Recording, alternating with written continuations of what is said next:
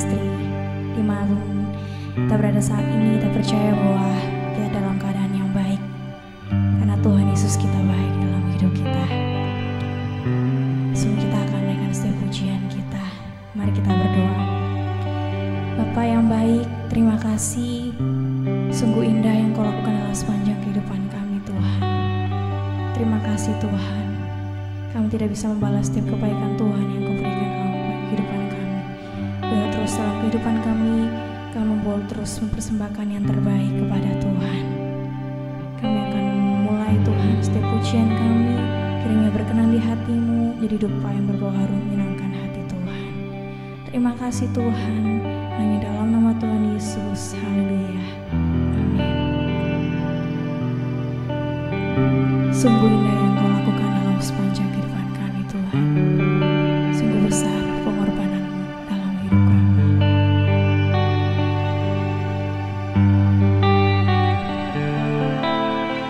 Kemanakah aku dapat pergi menjauhi roh-Mu yang suci, Kau sahabat.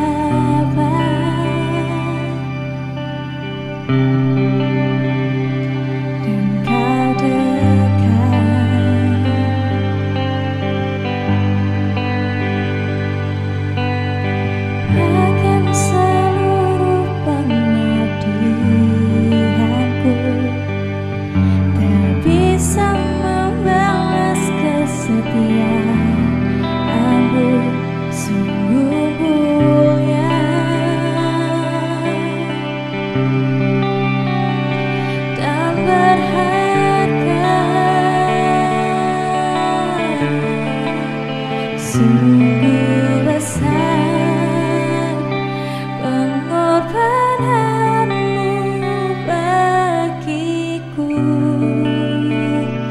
terlalu dalam untuk dimengerti. Sungguh besar, sungguh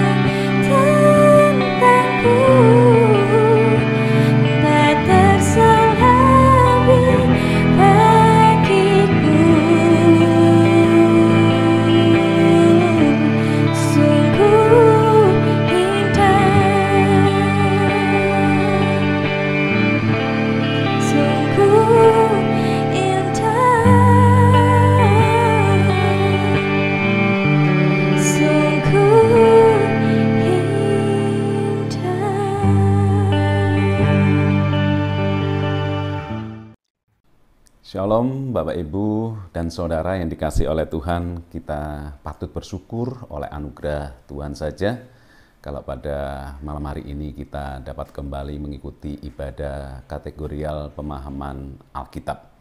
Namun sebelumnya mari kita berdoa.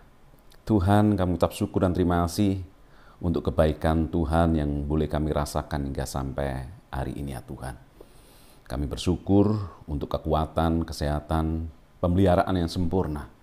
Dan kalau pada malam hari ini sebentar kami akan mendengarkan kebenaran firman-Mu, kiranya Tuhan Kau mengurapi kami, memberikan pengertian supaya kami boleh memahami akan kebenaran firman-Mu, dan kebenaran firman-Mu itu boleh kami lakukan di dalam kehidupan kami sehari-hari, sehingga dimanapun kami berada ya Tuhan, kami boleh mempermuliakan Engkau. Roh Kudus senantiasa mengurapi kami, Roh Kudus senantiasa membimbing kami ya Tuhan, sehingga kami boleh mendapatkan berkat dari firman-Mu yang kami dengar saat ini. Hanya di dalam nama Tuhan Yesus Kristus kami berdoa dan mengucap syukur. Haleluya. Amin. Bapak, Ibu, dan Saudara yang dikasihi oleh Tuhan, pada malam hari ini tema firman Tuhan saya beri judul Sikap Hati yang Benar. Mari kita buka Alkitab kita di dalam 2 Samuel 7 ayat 1 sampai yang ke-5. 2 Samuel 7 ayat 1 sampai yang ke-5. Demikian bunyi firman Tuhan. Janji Tuhan mengenai keluarga dan kerajaan Daud. Ketika raja telah menetap di rumahnya dan Tuhan telah mengaruniakan keamanan kepadanya terhadap semua musuhnya di sekelilingnya, berkatalah raja kepada Nabi Natan, "Lihatlah, aku ini diam dalam rumah dari kayu aras, padahal tabut Allah diam di bawah tenda." Lalu berkatalah Natan kepada raja, "Baik, lakukanlah segala sesuatu yang dikandung hatimu, sebab Tuhan menyertai engkau."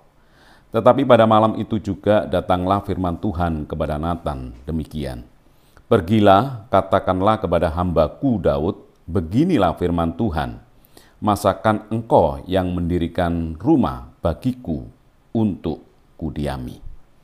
Bapak, Ibu, dan Saudara yang dikasihi oleh Tuhan, di dalam pembacaan 2 Samuel 7 ayat 1 sampai yang ke-5, dan nantinya saya mohon Bapak, Ibu, dan Saudara bisa membaca secara keseluruhan dari kisah ini sehingga kita semua boleh memahami dan mengerti apa yang diceritakan di dalam 2 Samuel 7 ayat 1 sampai ayat yang ke-17. Bapak, Ibu, dan Saudara yang dikasihi oleh Tuhan, ketika Daud telah menjadi raja atas seluruh Israel dan Tuhan mengaruniakan keamanan terhadap semua musuhnya, Daud tidak melupakan Tuhan. Ia justru ingin melakukan yang baik bagi Tuhan, yaitu membangun rumah untuk Tuhan. Pencapaian tidak membuat Daud terjebak dalam kenikmatan hidup. Pencapaian tidak membuat Daud juga terlena dengan apa yang dinikmatinya. Tuhan selalu ada di dalam hatinya. Itulah Daud yang selalu berusaha untuk menyenangkan hati Tuhan. Daud membandingkan dirinya yang tinggal di rumah dari kayu aras yang begitu mewah, padahal tabut Allah diam di bawah tenda. Daud tidak ingin apa yang dimiliki yang saat itu memberikan kenikmatan membuat dirinya lupa kepada Tuhan. Memang keberhasilan atau kesuksesan itu bisa membuat orang semakin dekat kepada Tuhan. Tetapi sebaliknya, keberhasilan atau kesuksesan itu juga bisa membuat seseorang jauh dan melupakan Tuhan. Nah, kerinduan Daud akhirnya diceritakan kepada Nabi Natan, di mana kerinduannya untuk membangun rumah bagi Tuhan. Dan respon dari Nabi Natan adalah, "Baik, lakukanlah segala sesuatu yang dikandung hatimu, sebab Tuhan menyertai engkau." Tetapi pada malam itu juga datanglah firman Tuhan kepada Nabi Natan, bahwa yang akan membangun bait Allah itu bukan Daud, melainkan anaknya Salomo. Meskipun ide membangun bait Allah itu dari Daud. Nah, seperti yang tadi saya sampaikan, ketika kita itu membaca kisah ini secara keseluruhan, 2 Samuel 7 mulai ayat 1 sampai 17, maka kita akan tahu apa kualitas hidup daripada Daud. Bagaimana dia itu bisa merespon dengan tepat akan firman Tuhan yang saat itu disampaikan oleh Nabi Nathan, bahwasanya yang membangun rumah bagi Tuhan itu bukan dirinya tetapi anaknya. Dan dari kisah ini kita bisa melihat kualitas hidup Daud yang bisa kita teladani. Yang pertama adalah bahwa Daud adalah pribadi yang fokus kepada ketaatan.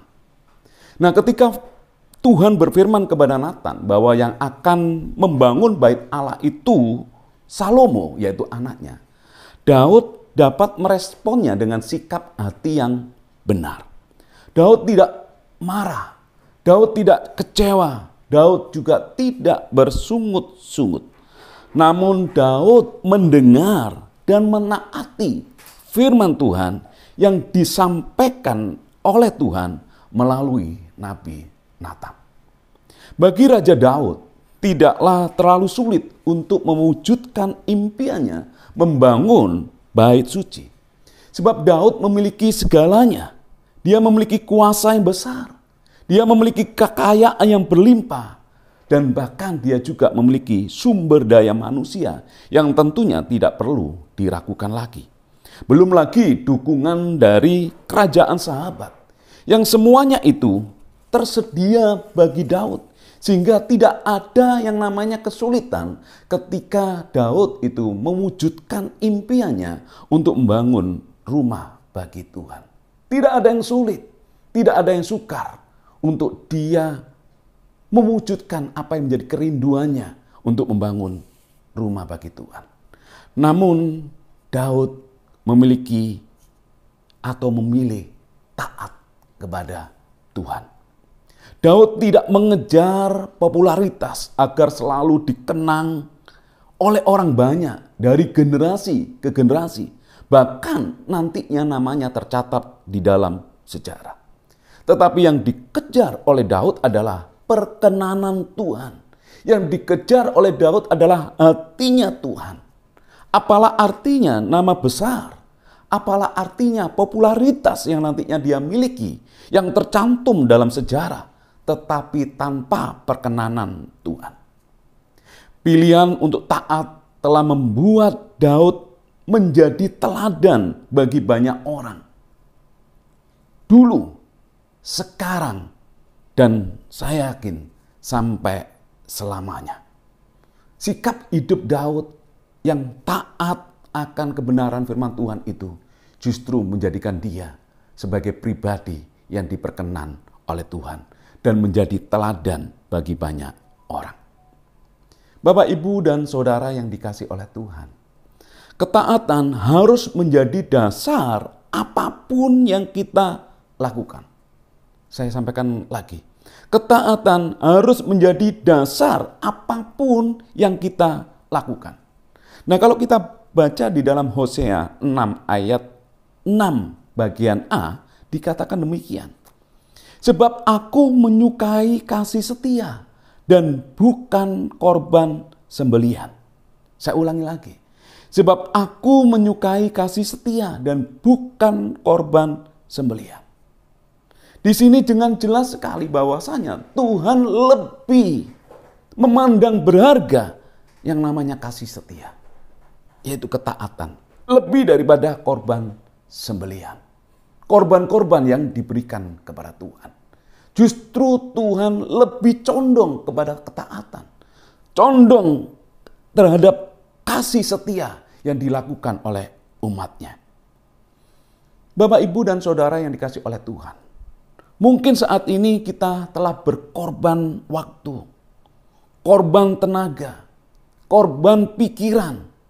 Bahkan kita juga mungkin mengorbankan apa yang kita miliki, yaitu uang kita. Namun semuanya itu tidak akan bernilai di hadapan Tuhan jika apa yang kita korbankan kepada Tuhan itu tanpa didasari yang namanya ketaatan. Padahal kita berharap bahwa apapun yang kita lakukan, apapun yang kita kerjakan untuk Tuhan agar bisa memperkenankan hati Tuhan. Tetapi kunci agar kita itu bisa memperkenankan hati Tuhan dengan segala apa yang kita kerjakan, apa yang kita lakukan. Maka penting apa yang kita kerjakan, apa yang kita lakukan, itu adalah sesuatu yang didasari yang namanya ketaatan. Bapak, Ibu, dan Saudara yang dikasihi oleh Tuhan, ketaatan itu tidak bisa digantikan dengan apapun. Bahkan Tuhan lebih menyukai yang namanya kasih setia, yaitu ketaatan, dibandingkan dengan korban sembelihan. Itu membuktikan bahwa ketaatan itu tidak bisa tergantikan dengan aktivitas kita, dengan pemberian kita, dengan apa yang bisa kita lakukan. Karena Tuhan lebih fokus kepada ketaatan yang kita lakukan kepada Tuhan. Yang kedua, kualitas hidup Daud yang bagaimana? Yang bisa menjadi teladan bagi hidup kita. Yang kedua adalah bahwa Daud itu memiliki relasi dengan orang yang tepat. Daud memiliki relasi dengan orang yang tepat. Membangun relasi dengan orang yang tepat itu bisa membawa kita menemukan kehendak Tuhan di dalam hidup kita. Daud bisa menemukan kehendak Tuhan dalam hidupnya karena dia membangun relasi dengan orang yang tepat, yaitu Nabi Natan. Jujur, mungkin kita pernah mendengar atau berkata, andai saya tidak berjumpa dengan dia, saya tidak tahu bagaimana dengan masa depanku saat ini. Perkataan itu menyiratkan, menunjukkan betapa penting relasi dengan orang yang tepat. Perkataan itu menunjukkan bahwa kehadiran orang dalam hidup kita itu harus benar-benar memberikan manfaat bagi diri kita. Dan itu menunjukkan bahwa kehadiran orang yang tepat dalam hidup kita itu akan memberikan satu nilai yang berharga bagi kehidupan kita. Menjadi pertanyaan, bagaimana relasi kita dengan orang lain? Apakah relasi kita dengan orang lain membuat hidup kita atau kebaikan kita semakin bertambah, tetapi apakah justru kebaikan kita semakin berkurang? Ketika kita membangun relasi dengan orang lain, apakah kita semakin rajin, semakin setia? Atau justru relasi kita yang selama ini kita bangun dengan orang lain justru membuat diri kita tidak taat lagi pada Tuhan. Tidak memiliki kerajinan lagi untuk beribadah kepada Tuhan. Untuk itu penting bagi kita memperhatikan siapa orang yang ada di sekeliling kita. Karena orang-orang yang di sekeliling kita itu bisa mempengaruhi hidup kita saat ini. Bisa membuat hidup kita semakin baik, tetapi justru bisa membuat hidup kita semakin buruk. Nah, kalau kita baca di dalam 1 Korintus 15 ayat 33 dikatakan demikian. Janganlah kamu sesat. Pergaulan yang buruk merusakkan kebiasaan yang baik. Firman Tuhan dengan jelas mengatakan bahwa mengingatkan kepada kita semua bahwasanya pergaulan kita itu menentukan masa depan kita. Dengan siapa kita bergaul, itu menentukan masa depan kita. Jika kita tahu bahwa orang-orang di sekeliling kita itu memiliki pengaruh yang besar dalam hidup kita, maka kita harusnya berhati-hati siapa orang-orang yang ada di sekeliling kita. Siapa orang-orang yang ada di dekat kita. Sehingga dengan demikian jangan sampai keburukannya itu merusakkan kebaikan di dalam hidup kita. Nah, kalau kita baca di dalam Amsal 13 ayat yang ke-20 dikatakan demikian. Siapa bergaul dengan orang bijak menjadi bijak, tetapi siapa berteman dengan orang bebal menjadi malang. Siapa yang bergaul dengan orang bijak menjadi bijak. Sehingga ketika kita itu bergaul dan memiliki kedekatan dengan orang-orang yang bijak, maka akan ada sesuatu yang menambah dalam hidup kita. Sehingga kita menjadi orang yang bijak. Kenapa? Karena orang-orang di sekeliling kita itu sangat mempengaruhi kita. Nah, ketika kita itu tahu bahwasanya bahwa orang-orang di sekeliling kita itu benar-benar bisa mempengaruhi hidup kita sedemikian rupa, maka kita pun harus hati-hati. Siapa orang-orang yang selama ini bergaul dekat dalam hidup kita?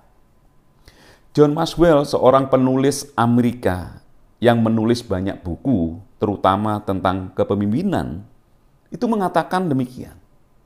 Saya memperoleh kemajuan karena saya dikelilingi oleh orang-orang yang lebih pintar dari saya.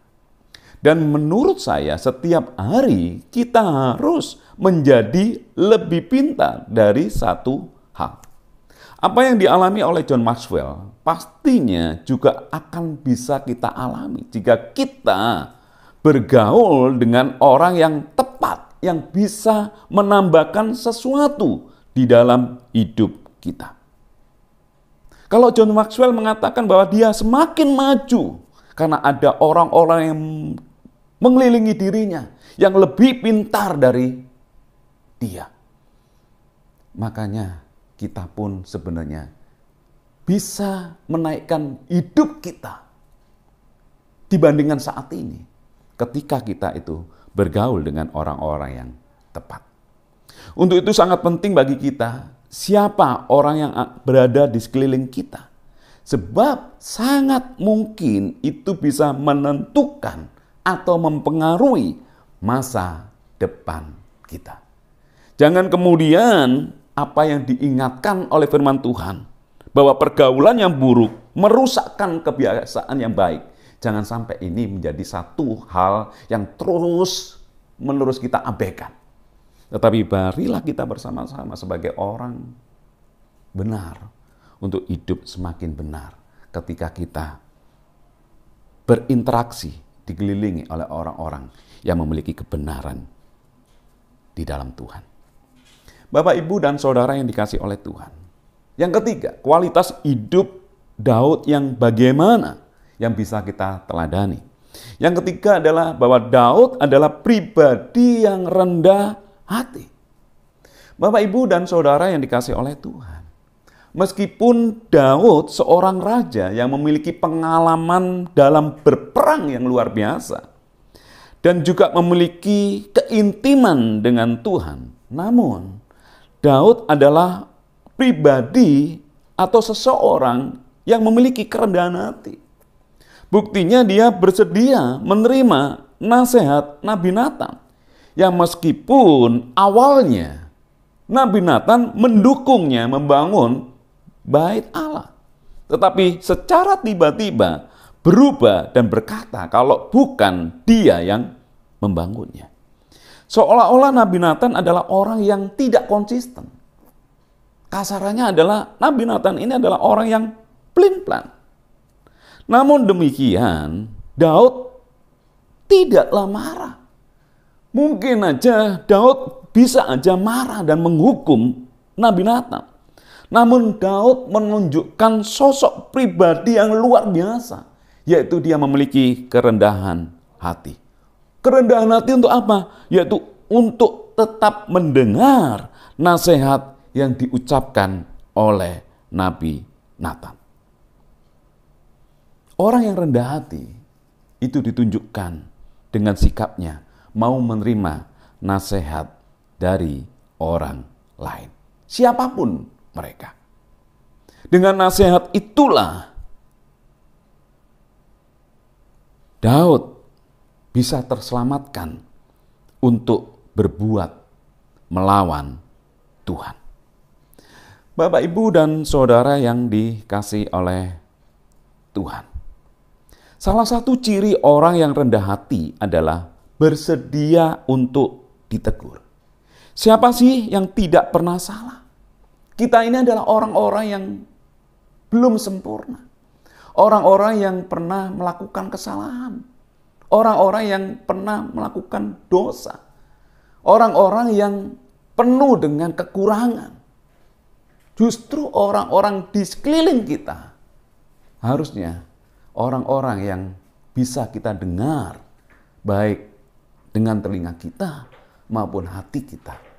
Karena nasihatnya itu memberi manfaat kepada kita. Karena nasihatnya itu pun juga bisa membuat diri kita mengerti akan kehendak Tuhan. Justru nasihatnya itu pun juga bisa membimbing kita, mengawal hidup kita, sehingga hidup kita semakin hari semakin berkenan. Dan yang terpenting adalah kita harus punya kerendahan hati. Sehingga dengan sikap penuh kerendahan hati itulah, maka kita senantiasa memberikan telinga kita, memberikan hati kita terhadap setiap nasihat yang mungkin aja diperkatakan oleh orang lain kepada kita. Jangan kita senantiasa curiga akan nasihat orang lain, teguran orang lain. Mungkin kita berkata, oh orang ini tidak suka dengan saya. Orang ini hanya cari kesalahan saya. Tidak. Seharusnya kita terbuka dengan yang namanya teguran.